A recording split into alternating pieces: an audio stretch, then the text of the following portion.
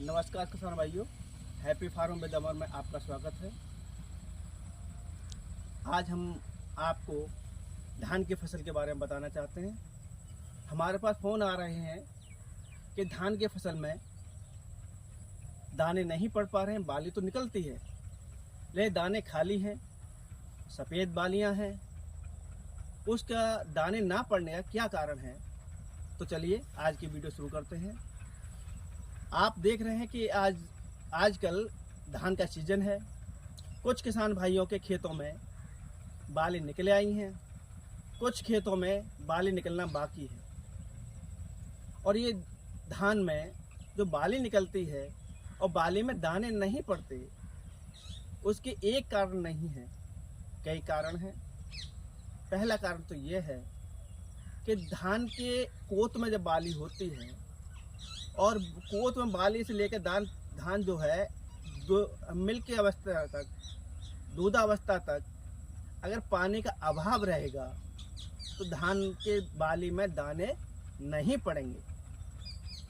दूसरा, पोटास की खेत में कमी हो या फिर बोरोन की कमी हो तो दाने बहुत ही कम पड़ेंगे और दाना हल्का रहेगा और उस पर चमक भी नहीं रहेगी।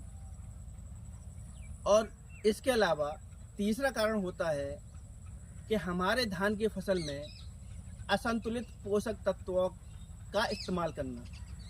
अगर हमारी धान की फसल में संतुलित पोषक तत्व नहीं इस्तेमाल किए तो हमारी धान की फसल में दाने नहीं पड़ेंगे। तो बताते हैं, ये जो फसल है इसके अंदर कुछ जगह पर सफ़ेद बाली आती हैं, दाने नहीं पड़ते। उसका कारण यही है कि आपकी फसल में सिंचाई या नमी कम है।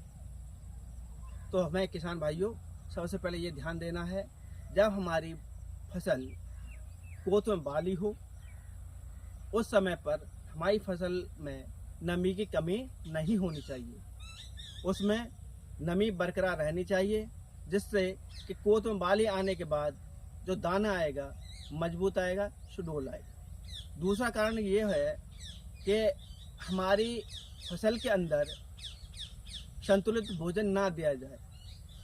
अगर या पोटास की कमी आए तो पहला काम तो ये करें हमारे किसान भाई, धान की फसल में संतुलित पोषक तत्वों का इस्तेमाल करें। जो खाद हैं ना ही तो हमें ज़्यादा डालने हैं ना कम डालने हैं। तीसरा कारण ये है कि उसमें पोटास की कमी या बोरोन की कमी। तो किसान भाई अधिकांशतः DAP यूरिया डाल करके धान की फसल उगाते हैं, लेकिन उसमें पोटास नहीं डालते। जब पोटास नहीं डालते दाना हल्का रह जाता है, चमक नहीं रहती है। तो किसान भाई जब कोत में बाली हो उस समय पर आप पोटेशियम सल्फेट डाल सकते हैं। 0050 NPK आता है, जिसमें 0% नाइट्रोजन, 0% फास्फोरेट और 50% पोटास होती है, जो वाटर सॉल्युबल है। इसमें सल्फर की मात्रा भी होती है, इसलिए पोटेशियम सल्फेट बोलते हैं। इसे आप 1 एकड़ में 1 किलो स्प्रे कर सकते हैं।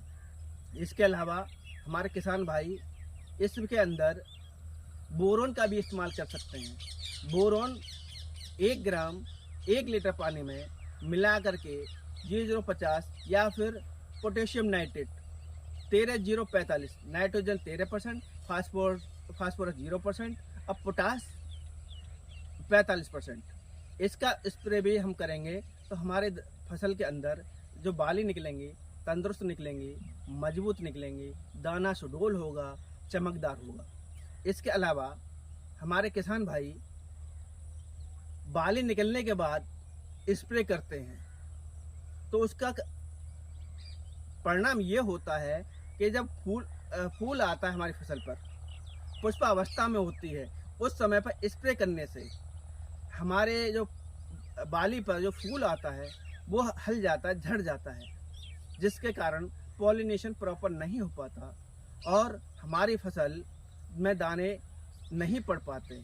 कुछ ऊपर की बालियों में दाने नहीं पड़ेंगे, कुछ नीचे की बालियों में दाने नहीं पड़ेंगे, तो इस तरह से हमारी पैदावार घट जाती है।